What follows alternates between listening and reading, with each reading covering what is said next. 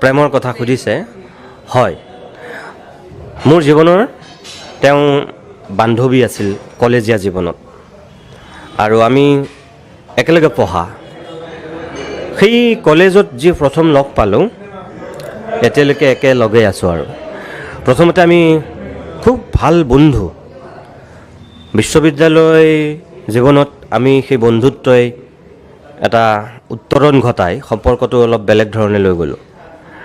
আৰু বিশ্ববিদ্যালয় শেষ কৰাৰ পিছত আমি এটা ঘৰৰ বাসিন্দা হৈছোঁ দুয়ো আৰু আজি মই আপোনাক গৌৰৱেৰে ক'ব পাৰোঁ যে মোৰ একমাত্ৰ ছোৱালীজনীৰ মাক মোৰ কলেজীয়া বান্ধৱী অৰ্থাৎ আমি এফালে ভাল বন্ধু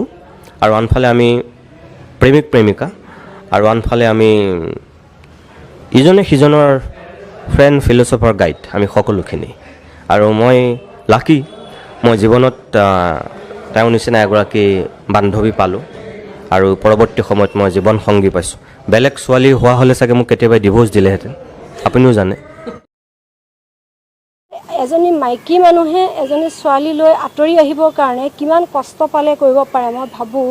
যে অসমৰ মানুহে সেইটো উপলব্ধি কৰিব পাৰিব আৰু গোটেই মই যি কৰিছোঁ মুনিৰ